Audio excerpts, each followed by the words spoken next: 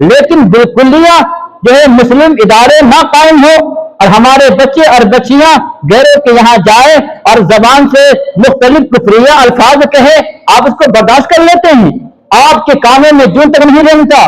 ہمارے بچے کس طریقے سے منہ سے شرکیہ اور کفریہ زبان سے بول دیتے ہیں، ایمان سے نکل جاتے ہیں، لیکن کوئی افسوس نہیں ہوتا ہے۔ کیوں افسوس ہوگا؟ افسوس اس لیے نہیں ہوتا ہے مفت کا ایمان ملا، نہ ہمیں سفر کرنا پڑا، نہ ہمیں محنت کرنا پڑا، نہ مشقتیں برداشت کرنی پڑی، نہ مصیبتیں جھیلنی پڑی، مفت میں ایمان مل گیا، کوئی قدر نہیں ہے۔